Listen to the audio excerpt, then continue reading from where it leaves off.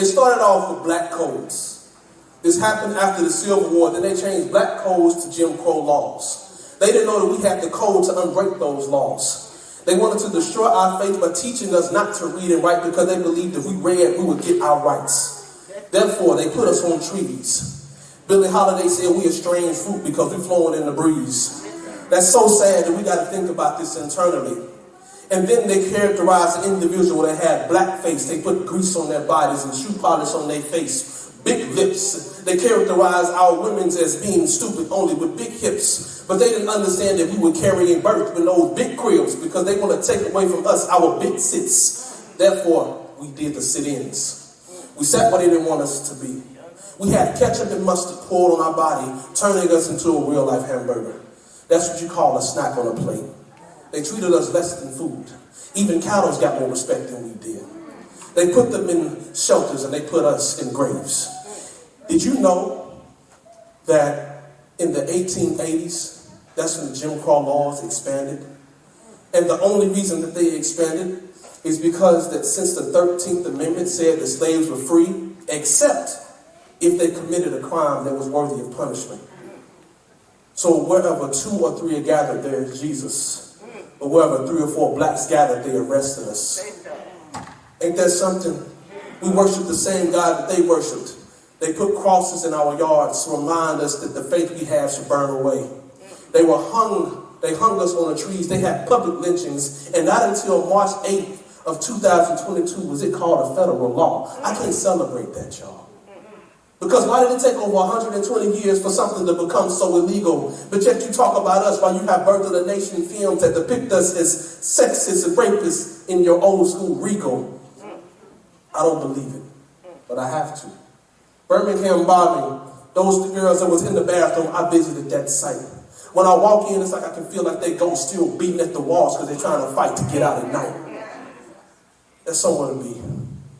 Black history is something that it etches itself in your history. Every time you go through a street light, think of Gary Morgan. Because a black man invented that.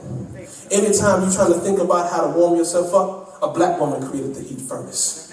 I'm a video gamer.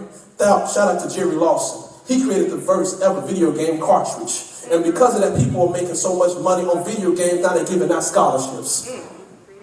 They don't give us the credit we deserve. We had to take that. So all I ask for you to do is you don't debate that.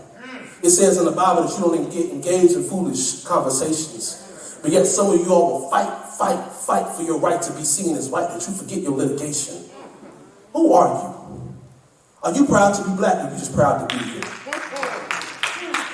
I ask this, that your black history no longer stops with you. That whatever those stories told my young people, you get those recorders and you record those songs of old. Because when that body passes away, that history needs to stay. Whenever those conversations cease to happen, I want you to pull up those notes and recast what took place. We are black history. Everything that we do is black history. Ida B. Wells had to run from Memphis, Tennessee because she wrote a letter in which people wanted to lynch her because she talked against lynching.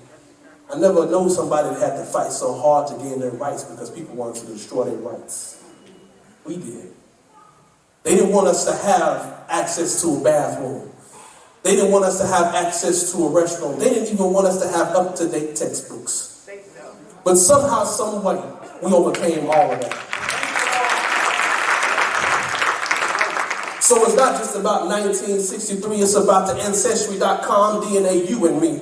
It's not just about what you want to put inside of your family album, it's about those spades tables. That's why we get so aggressive, because every card I got has to have a play correctly. That's understand why I put those dominoes on the table. I'm throwing them bones because every time I count to 5, I think about my 5 senses. That's why every time I get hype about that sippy cup, I understand that God gave me that cup to drink from that I'd never thirst. That's exactly why black history is something that you don't pour up, you drink up. Black history is something that you don't walk on, you step up. Black history is something you don't run from, you run to.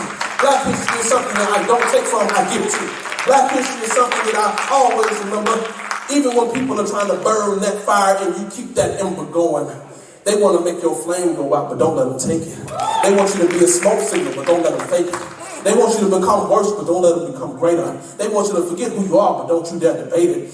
We are who we are because of black people. Did you not know that Jesus also was a Middle Eastern?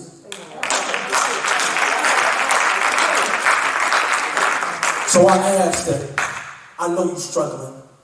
I know for my young people, we're trying to fight and decide whether or not I should worship Jesus because they portray him as white.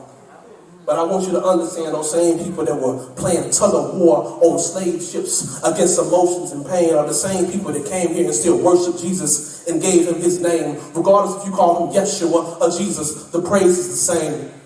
So for your black history, don't ever let them take your change. Thank you.